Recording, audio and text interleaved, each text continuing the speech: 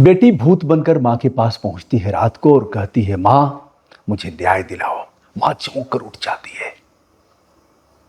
फिर लड़की गायब हो जाती है। अगले दिन भी यही होता है, अगले दिन भी यही होता है। माँ को लगा कि मैं सपना देख रही हूँ, लेकिन अंततः वो लड़की आकर के खड़ी हो जाती है। मामला पुलिस में पहुंचा, मामला कोर्ट में पहुंचा। कातिल था कौन? वैसे तो विज्ञान भूत को नहीं मानता, कोर्ट भी भूत को नहीं मानता, पुलिस प्रशासन भी, किसी भी देश का पुलिस प्रशासन भूत के आधार पर कोई चार्जशीट दाखिल नहीं हुई। लेकिन इस मामले में भूत के कहने के अनुसार आरोप पत्र दाखिल भी हुआ, कोर्ट में गवाही भी हुई और कातिल को सजा भी हुई। बिटिया काफी खूबसूरत थी। कातिल कौन था? बिटिया को दफना दिया गया, लेकिन अतृप्त आत्माएं प्रेत होती हैं और वह किसी के पास नहीं पहुंचती है अपनी मां के पास और कहा, मां हम अपने से, हमारी मृत्यु नहीं हुई है, सीढ़ियों से गिर करके हमारे प्राण नहीं निकले हैं, जिसे तुम बहुत चाहती हो ना, उसने ही हमारा कत्ल किया है, मां हमें न्याय दिलाओ। आइए दोस्तों, यह मामला किस तरह से न्यायालय तक पहुंचता है, पुलिस तक पहुंचता है और जज साहब का माथा ठनकता है। यह अजीबोगरीब मामला है जिस पर आज का हमारा यह वीडियो एक प्रकार की क्राइम स्टोरी है। भूत प्रेत हम भी नहीं मानते हैं, आप भी नहीं मानते हैं, लेकिन कभी कभी जब परिस्थितियां ऐसी आती हैं तो मानना भी पड़ता है। बहुत दिनों से भूतों की खोज हमारी चल रही है, आज तक भूतों को नहीं देखा, लेकिन कुछ अप्रत्याशित घटनाएं ऐसी हुई जिसके आधार पर मानना पड़ता है कि अतृप्त आत्माएं प्रेत होती हैं। प्रेत योनि परेशान भी करती है, आपका सहयोग भी करती है। प्रेत अगर दुराचारी है, उसकी शुभ भावनाएं नहीं है, तो राक्षसी प्रवृत्ति अख्तियार करेगा, आपको डराएगा, धमकाएगा, परेशान करेगा। और अगर उसके शुभ भाव हैं, उसकी अंतरात्मा पवित्र रही होगी, तो आपका सहयोग भी करेंगे।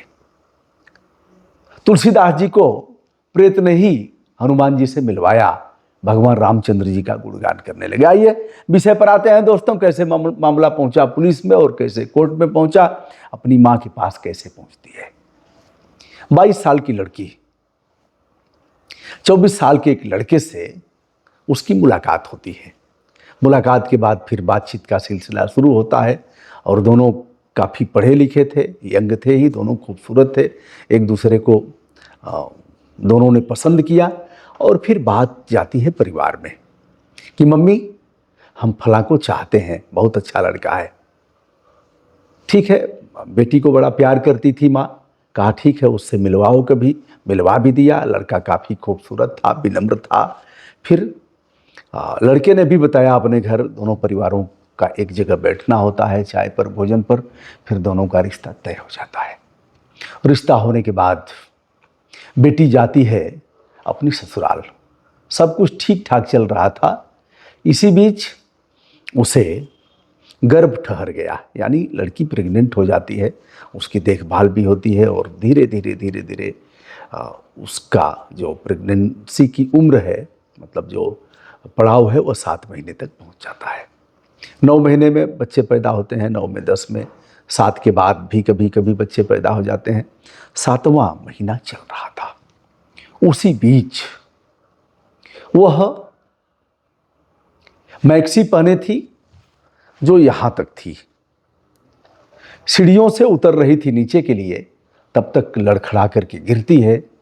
लड़का वही था, घर पर ही था, चिल्लाता है, बचाने का प्रयास करता है। चिकित्सक आते हैं, चिकित्सकों ने देखा, फिर हॉस्पिटल ले जाया जाता है। चिकित्सकों ने उसे मृत घोषित कर दिया। लड़की के मायके से लेकर के मोहल्ले और लोगों तक, रिश्तेदारों तक समाचार पहुंचता है। लड़के का रोना देख करके लोगों का कलेजा फट जाता है कि ऊपर वाला ऐसा किसी के साथ न करे। वह गले लिपट करके रोता है और कहता है कि हम तुमको जाने नहीं देंगे, हम छोड़ेंगे नहीं।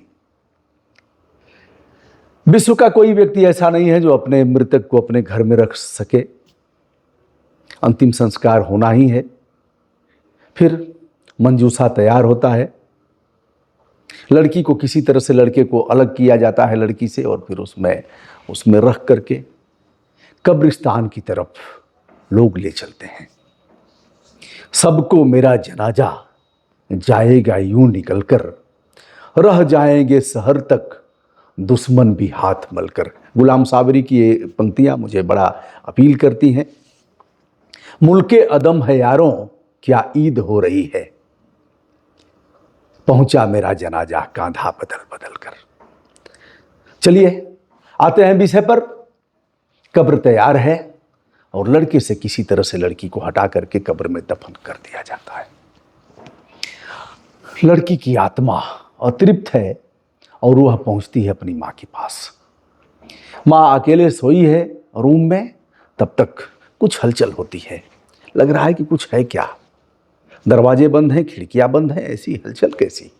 तब तक एक साया उभर करके आता है और फिर एक आवाज आती है, माँ माँ, मम्मी मम्मी।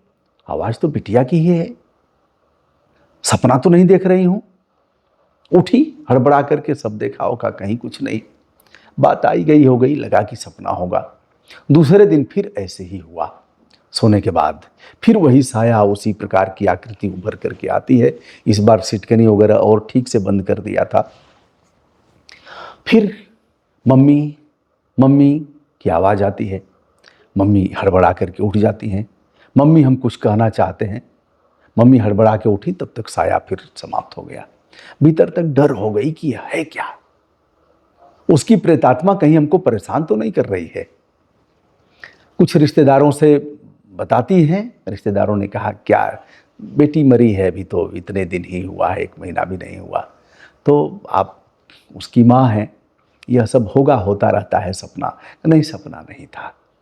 बहरहाल अगली रात आती है, फिर अगली रात आती है। फिर माँ को लगा कि सचमुच यह है और हमारी ही बेटी है, तो इससे डरना क्या। माँ ने कहा, बताओ हुआ क्या, क्या कहना चाहती हो। मम्मी, हम अपने से हमारी मृत्यु नहीं हुई है, सीढ़ियों से गिर करके नहीं हुई है, हमें मारा गया है। मम्मी ने कहा, क्या मामला है, पूरा बताओ बेटा। मम्मी रोती हैं खूब, कहती हैं कि बताओ। वह कहानी बताती है। मम्मी, आपने देखा था जब हमको हमारी मृत्यु हुई थी, जब आप पहुंची थी, तो क्या देखा। कहा, हमने देखा कि वह लिपट करके रो रहा है तुमसे, और वह तुमसे इतना प्यार करता है कि लोग देख करके भी कलेजा सबका दहल गया, तुम्हारा और उसका प्रेम देख करके। कहा, मम्मी यही तुम्हारी भूल थी, तुमने और क्या देखा। का देखा कि ऐसे गले से लिपट करके छोड़ नहीं रहा है तुमको। फिर क्या देखा, तुमको दफन करने के लिए भी वह छोड़ नहीं रहा है, लोगों ने जबरदस्ती किया। कहा, मम्मी यही तुम्हारी भूल थी। एक चीज बताओ, जो मैंने गाउन पहना हुआ था, क्या मैं वैसा कभी पहनती थी। नहीं बेटा, पहनती तो नहीं थी। क्या आपको नहीं लगा कि जो हमने पहना था मैक्सी गाउन जो भी है, वह यहाँ तक था, गर्दन छुपी हुई थी। कहा, बेटा ऐसा तो था। कि मम्मी यही तो बात है कि मैं सीढ़ियों से गिर करके हमारी जीवन लीला समाप्त नहीं हुई, और जिसे मैं अपना दिलो जान से जिसे मैं चाहती थी, जो तुम्हारा दामाद है, उसी ने मेरी जीवन लीला समाप्त किया। उसने मेरा खत्म कर दिया घोट करके, और हमारी हड्डी भी टूट गई। मम्मी, चोटों के निशान भी थे, और उसी को वह नहीं चाहता था कि कोई देखे और किसी को शक हो। मम्मी, हमें न्याय दिलाओ, नहीं तो हम रोज आएंगे, रोज तुम्हें परेशान करेंगे, और हम जल्दी ही तुम्हें भी बुला लेंगे अपने पास। हम तुम्हें ऐसे रहने नहीं देंगे। मम्मी, हमारी आत्मा कराह रही है, हमें न्याय दिलाओ। मम्मी अपने रिश्तेदारों से कहती हैं, कोई मानता नहीं है। मम्मी पहुंचती हैं वकील के पास, और फिर वो आत्मा कह रही है कि सीधे सीधे जो साया है, कि मम्मी उस डॉक्टर से ही पूछ लो जाकर के, किसी वकील को ले लो और पूछ लो कि क्या उसने अंत परीक्षण ठीक से किया है देख करके। वकील कहता है कि देखो, आपकी बेटी गई है, आपको सदमा लगा है, और ऐसी क्रियाएं होती रहती हैं, ऐसा होता है क्या। उसने कहा, देखिए हम झूठ नहीं बोल रहे हैं, वह कोई स्वप्न नहीं है, वह रोज आती है और ऐसा होता है। वकील गंभीर होता है, कहता है कि लेकिन हम जाएंगे न्यायालय में, तो जज हमारी बात मानेगा क्या। न्यायालय हमको भी पागल घोषित करेगा और आपको भी पागल घोषित करेगा। बहरहाल माँ ने कहा ठीक है, उस डॉक्टर से ही मिलते हैं और डॉक्टर से पूछते हैं, क्योंकि हमारी बेटी बार बार कह रही है कि मम्मी उस डॉक्टर के पास जाओ और वह स्वयं बताएगा। डॉक्टर के पास दोनों पहुंचते हैं और बताते हैं। डॉक्टर पहले तो हल्के में लेता है, लेकिन बाद में जब यह कहा कि हमारी बिटिया आती है और सपने में नहीं आती है, यथार्थ रूप में आती है, डॉक्टर मेडिकल रिपोर्ट देखता है और सब उसके जेहन में आ जाता है कि ऐसा तो था, वह गले से लिपट करके रो रहा था, हमने गला उसका देखा नहीं, उसका रोना देख करके हम भी भावुक हो गए और इमोशनल टॉक भी उसने किया और उसी इमोशन में आकर के हमने जैसा उसने कहा वैसा ही हमने अंत परीक्षण कर दिया और लाश दफन हो गई। डॉक्टर ने कहा लेकिन अब हमारी बात सुनेगा कौन? डॉक्टर अब तो उसका अंत परीक्षण करने के बाद लाश दफना दी गई है, कैसे हमारी बात सुन? कहा आप कह सकते हैं इसको? कहा हम कह सकते हैं। मामला जाता है कोर्ट में। जज साहब पहले वही हुआ जैसा कि वकील के साथ, वकील ने कहा जैसा लोगों ने कहा, जैसा रिश्तेदारों ने कहा, जज ने भी कहा वकील साहब आप तो ठीक हैं, दिमागी संतुलन आपका ठीक है ना? कहा सर हमारा दिमागी संतुलन ठीक है। कहा ठीक है, इसको समझाओ, कहीं इलाज की ज़रूरत है, आपकी जो मुवक्किल है वादकारी है, इसको ट्रीटमेंट की आवश्यकता है, मनोचिकित्सक को दिखाओ। लेकिन अंत में जज साहब गंभीर हो जाते हैं। उसने कहा ठीक है, चलो पुलिस को बुलाते हैं और पुलिस से कहते हैं कि पुलिस को भी बुलाते हैं और डॉक्टर को भी बुलाते हैं। डॉक्टर ने कहा हुजूर हमने देखा नहीं था ठीक से, हम भी इमोशनल हो गए थे उसका रोना देख करके। कहा क्या गले का निशान देखा आपने? कहा हुजूर नहीं देख पाया मैं। जज साहब अपराध दर्ज करने का आदेश देते हैं। पुलिस से कहते हैं कि इस मामले का अन्वेषण करो। पुलिस इस मामले पर शुरू करती है अनुसंधान। अनुसंधान करने के बाद वह सारे सबूत कलेक्ट करती है और फिर लाश 23 दिन बाद कब्र से निकाली जाती है। पोस्टमार्टम होता है। पोस्टमार्टम में अब कई चिकित्सक होते हैं, लेकिन जैसा उस बिटिया ने बताया था वैसा ही पोस्टमार्टम में पाया गया। गले की हड्डी टूटना, कहाँ कहाँ चोट उसने बताया था यह भी बताया, गले पर उसके निशान पड़े थे, सारी चीज़ें स्पष्ट हो गई। अब पुलिस आरोप पत्र दाखिल करके और फिर तत्काल उस लड़के को गिरफ्तार करती है। गिरफ्तार करने के बाद पूछताछ होती है। कुछ देर में ही लड़का टूट जाता है और फिर कबूल कर लेता है कि मैंने कत्ल किया था। लड़की यह भी बताती है कि कई लड़कियों से उसके संबंध थे, मम्मी हम नहीं जान पाए और ऐसे हुआ, जब हमने विरोध किया तो हमको मारना पीटना शुरू किया, हमने आपसे बताया नहीं कि आप कहोगी कि तुम्ही ने ही तो शादी किया था, तुम उस पर रीझ गई थी, तुम्हारा प्यार ऐसा था कि तुमने कुछ सुना ही नहीं, तो इसलिए मैंने नहीं बताया मम्मी।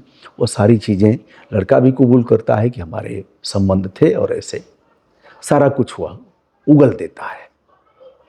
जज साहब इस मामले की सुनवाई करते हैं। वहाँ जूरी बैठती है और जज साहब सुनवाई करने के उपरांत अब जज साहब के सामने एक यह मामला था कि भूत ने कहा जिस लड़की का मर्डर हुआ था वह लड़की भूत बनकर के आई और अपनी मां से यह कहानी बताई। उसी कहानी के आधार पर यह केस आगे बढ़ा, रीपोस्टमार्टम हुआ, अंत परीक्षण हुआ और फिर चार्ज फ्रेमिंग होता है, अभियोजन अपना पक्ष रखता है इसके आधार पर। लेकिन हम भूत का उल्लेख करें कैसे? क्योंकि विज्ञान इसे नहीं मानता है, कानून इसे नहीं मानता है, अभियोजन इसे नहीं मानेगा, फिर करें क्या? अंत में जज साहब और जूरी बैठती है इस मामले में, वह फैसला देते हैं। जज साहब ने लिखा कि प्यार हुआ, शादी हुई और इसके कई लड़कियों से संबंध थे। लड़के ने उसे मारा पीटा, कई बार मारा पीटा, प्रताड़ित किया और अंत में 7 महीने की गर्भवती थी, उसके गर्भ में बच्चा इसी का पल रहा था। इसने गला घोंट दिया और फिर उसकी हड्डी भी टूट गई, उसे मार डाला। इसलिए कोर्ट इस निष्कर्ष पर पहुंचता है कि इस जघन्यतम अपराध के लिए इस लड़के को आजीवन कारावास की सजा दिया जाए।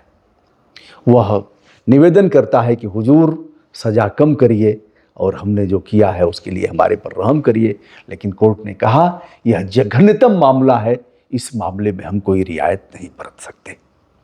दोस्तों, अब इस मामले में वह जाता है जेल में। जेल में कैदी उसे मारने का प्लान बनाते हैं, यह मामला प्रकाश में आता है। फिर उसे दूसरी जेल में रखा जाता है। 3 साल बाद उसकी जीवन लीला समाप्त हो जाती है। क्या महिला प्रेत ने ही उसे मारा? अब आपके मन में आता होगा कि यह घटना है कहाँ की। दोस्तों, यह घटना कानूनबद्ध है और यह जो फैसले हुए हैं आज भी वह फैसला बरकरार है। यह वर्जीनिया का मामला है, अमेरिका का वर्जीनिया है। एल्बा जोना जो 22 साल की लड़की थी और एरास्मस 24 साल का लड़का था। मेरी जो जोना की माँ है और डॉक्टर नैफ हैं जो चिकित्सक हैं, जज साहब हैं, कोर्ट हैं, और यह फैसला 11 जुलाई 1997 को सुनाया गया। और इस मामले में 2000 में यह उसकी मृत्यु हो जाती है। देखा जाए तो घटना 1996 की है और मुलाकात होती है जनवरी 1997 में इनकी मुलाकात होती है। और नहीं, मुलाकात पहले ही 96 में हो जाती है और 23 जनवरी 1997 की यह घटना होती है, यानी जोना की मौत हो जाती है। फिर यह केस चलता है, सुनवाई होती है और जज साहब ने इस मामले में फैसला दिया। 13 मार्च 1900 में एरास्मस की मौत हो जाती है। पूरी घटना इस मामले से आपको क्या लगता है दोस्तों? क्या प्रेत योनि होती है? क्या प्रेत योनि आपका सहयोग भी करती है? प्रेत योनि आपको परेशान भी करती है? प्रेत के पास मारने की भी ताकत होती है? और प्रेत भी क्या ऐसा मामला बता सकते हैं जिसके आधार पर न्याय मिला? यद्यपि जज साहब ने कहीं प्रेत का, उस भूत का उल्लेख नहीं किया, लेकिन इस पूरे घटना को खोलने का, उजागर करने का, अन्वेषण करने का, अनुसंधान करने का अगर कोई सटीक माध्यम है तो वह है जोना। जोना ने इस केस को खुलवाया। बताइएगा, आपके कमेंट विनम्रता के साथ हम आमंत्रित कर रहे हैं। इस प्रकार की यदि क्राइम स्टोरी आप आगे भी सुनना चाहते हैं तो आपके कमेंट हमें, हमारा उत्साह वर्धन करेंगे। और मैं ऐसी कहानियों को विधि सम्मत तरीके से, कपोल कल्पित नहीं, 19-20 हो सकता है, थोड़ा बहुत इधर उधर हो सकता है, मनुष्य का स्वभाव है, लेकिन मैं यथार्थ और कोर्ट से लेकर के पुलिस के अन्वेषण तक और दोनों का, सबका नाम और सब बताते हुए मैं करूँगा। प्रणाम, नमस्ते, शुभकामना, बहुत बहुत धन्यवाद।